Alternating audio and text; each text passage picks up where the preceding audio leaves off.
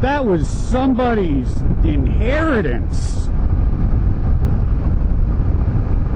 So I got something that I wanted to talk about. Something that everybody that has considered buying a bike, or rides a bike, or has ridden a bike, this is a universal thing that we've all dealt with.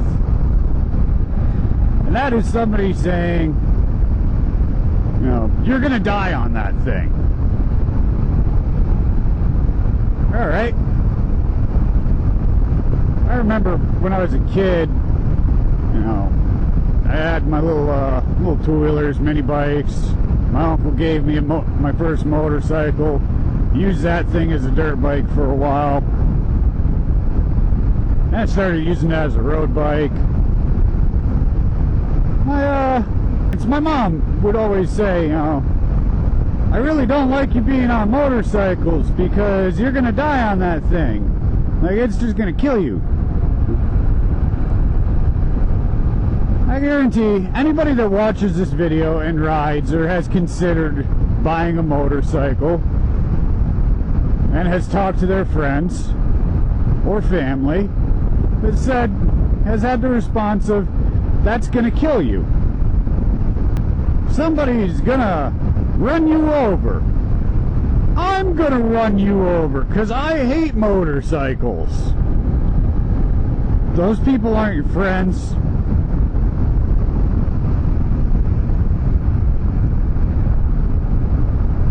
Life is about risk and reward. And these are people that, you know, maybe they have their hobbies, maybe they have their things going on, but they look at motorcycling and they see the entirety of the risk, but none of the reward.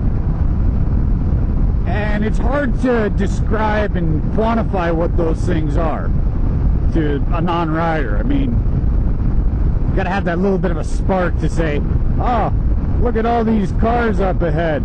These 4,000 pound, you know, land missiles with 20-gallon explosive liquid payload. I'm gonna play with them on a 500-pound machine. I'm gonna keep up, and I'm gonna really hope that they don't bounce into me.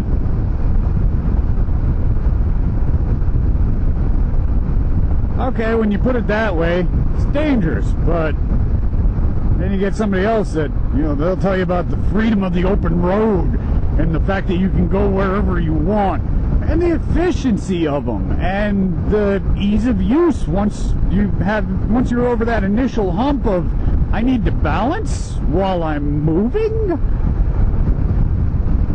And those two thought patterns, whatever they are, like, they're very difficult to get them to mesh. So they're going to sit there. They could be somebody that skydives on a regular basis. And they'll tell you, you're going to die on a bike. Because it just doesn't trip their trigger. And they don't see how it could be interesting to anybody else.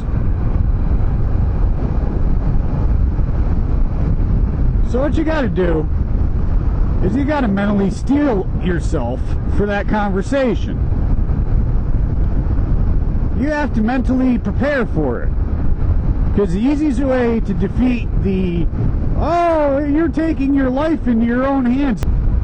You don't want to debate people on the merits of how dangerous it is and compare it to the dangerous things that they do. Because that's not going to work. There's a term for what that ends up degrading into, and it's called shit flinging. Because you're going to be calling out the stuff that he does that's not safe or healthy, and he's going to pull up more stuff that you do that's not safe or healthy. And let's be honest, neither one of you guys are vegan monks, you know, sitting in the monastery praying to whatever god you choose. Like, you have good things that you do. Maybe you brush your teeth, maybe you work out, and then you got bad things that you do, like sitting in front of a computer all day, or, I don't know, getting your back up over politics. Oh. That guy, I'm gonna be nice. Because that GMC would probably squish me. Oh. So anyway, what you want to do Does he want to have a response ready to go for the conversation of, oh, I ride a motorcycle. Oh, gasp and behold, isn't that dangerous? My buddy, family, friend member, somebody that I know personally was maimed by one, and he didn't die, and now he poops into a bag. That's the future that's going to happen to you. Like, prepare for those answers, and prepare to ignore them. Just turn your ears off for a minute, because you already got your response. What you say to that guy is you look him in the eye. You say with all the conviction that you're a little black Harkin mustard, after staring him dead in the eye, right into his soul. You say, that's why I bought a helmet. I bought that helmet so that way when I wreck, I get an open casket funeral. They're going to look at you, and it'll probably be a little bit shocking to them. Where how could you say such a thing? And they're going to contemplate what you said for that microsecond. And they're going to realize one of two things. You've accepted the risk and you can't be swayed, or you're a psycho and that the guy needs to get his suit cleaned for the eventual day that you're going in a casket. Either way, it ends the argument. And that's all that we really want, is a little bit of peace. Don't judge me on what I do. I don't judge you about that weird shit you do.